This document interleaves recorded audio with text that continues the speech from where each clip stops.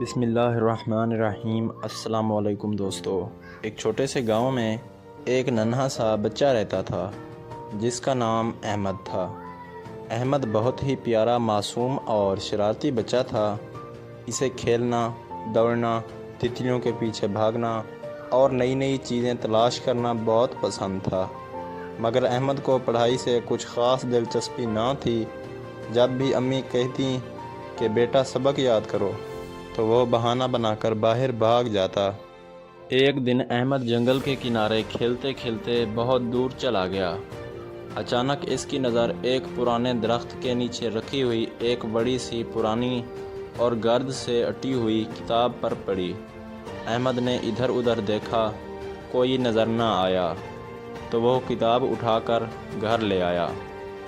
گھر آ کر جب اس نے کتاب کھولی تو اندر لکھا تھا، یہ جادوئی کتاب ہے، جو بھی اس کو دل سے پڑھے گا اس کی ہر خواہش پوری ہوگی۔ احمد کو یقین نہیں آیا، وہ ہنسا اور بولا، چلو دیکھتے ہیں، مجھے ایک چاکلیٹ چاہیے۔ اس نے آنکھیں بند کیں، چاکلیٹ مانگی اور جب بھی آنکھیں کھولیں سامنے چاکلیٹ تھی۔ احمد حیران رہ گیا۔ وہ دوڑا دوڑا اپنی امی کے پاس گیا اور بولا، امی امی جادو ہو گیا۔ امی نے ہنستے ہوئے کہا، جادو نہیں، کوئی شرارت کی ہوگی تم نے۔ مگر احمد کو یقین ہو گیا کہ وہ کتاب جادوئی ہے۔ اب احمد روز وہ کتاب پڑھتا، کچھ نہ کچھ مانگتا اور اسے مل جاتا۔ اس کے دوست حیران رہ گئے کہ احمد کے پاس ہر چیز کہاں سے آتی ہے۔ احمد نے کسی کو نہ بتایا۔ ایک دن احمد نے سوچا، میں بادشاہ بننا چاہتا ہوں۔ اس نے کتاب کھولی، دل سے دعا مانگی اور آنکھیں بند کر لیں۔ جب آنکھیں کھولیں تو وہ ایک بڑے محل میں تھا، نوکر، خادم، سونے کا تاج، سب کچھ۔ مگر بادشاہ بننا اتنا آسان نہ تھا جتنا احمد نے سوچا تھا۔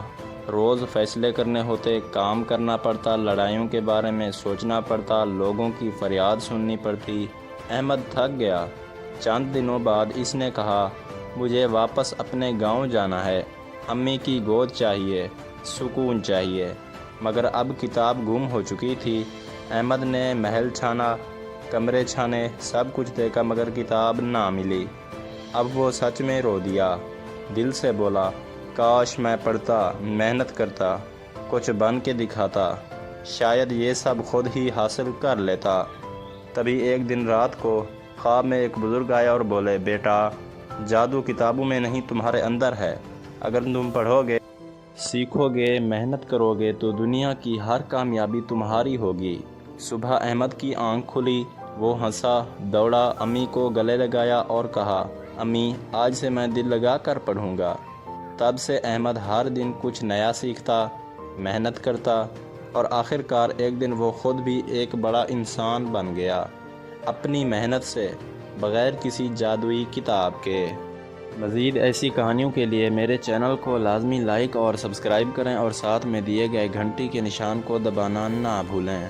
شکریہ دوستو۔